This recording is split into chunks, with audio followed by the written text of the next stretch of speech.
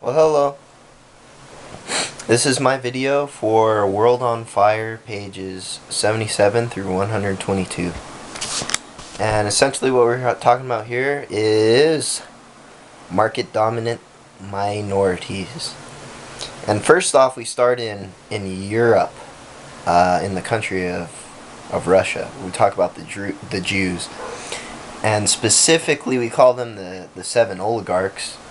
Those are the seven wealthiest people in Russia, and they are all Jewish, except for one. So 6 of them are Jewish, except for one. And really, it's an interesting case study in Russia because the way that the Jews started out was that they were hated, they were resented. And so really the Jews were kind of the poorer class, lower class, but they were business oriented, business minded, and they kind of migrated towards that way. And we know that in communist Russia there's a lot of things that everything was run by the state. And so what the Jews did essentially is they operated in a black market, and they sold a lot of goods to basically anybody. Everybody was down with the black market. But what they did is they earned capital from that, which they could later invest after glasnost, after the market was opened up after the fall of communism. And so the Jews, what they did, the seven oligarchs, is they bought up a lot of the natural resource markets, the mining, and they made boatloads of money. And even though in today, Vladimir Putin he wanted to get rid of them, so he waged war on these oligarchs that didn't really stand for what Russia believed in. He wanted power to be with him.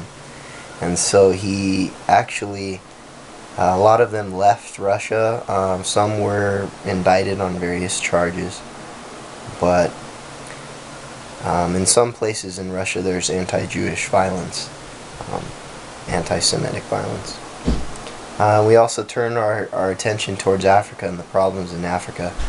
Africa is different in the terms of globalization because it is such a remote place with so many ethnicities. There's many problems that face Africa that don't face Latin America or Southeast Asia. We talked about South Africa, about Angola, how there's market dominant minorities that live there, and basically they were rich in the past. And so they were, during ages of colonialism, a lot of the indigenous population were not educated, and things like that they were kept down, they were oppressed. In Namibia and Zimbabwe, there's the same things going down, that, the market dominant minority are the white people, and it's been like that ever since they came to the country, ever since colonialism began in those respective places. There are some market dominant minorities that aren't white, though. You talk about the Kenyan cowboys and the Kikuyu, which is a specific tribe. We talk about the Igbos of Nigeria and the Bamileke of Cameroon. These are black ethnic minorities that have rose to power, that have gained capital, and that are business-minded people. They like to learn, they like to invest, they think that being a small business owner is better than being a manager of a large firm, and that's essentially what business takes. There are different things. There's the Indians all over East Africa, and they are market dominant minorities, and there are the Lebanese in West Africa, all of which appease the corrupt government and work within its confines.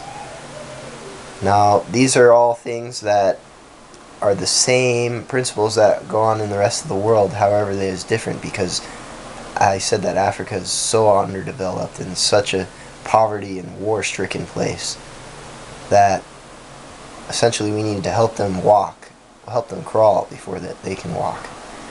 And that is one of the biggest problems that globalization has to face. A totally barren country with civil and political problems that has zero infrastructure. And that's my video.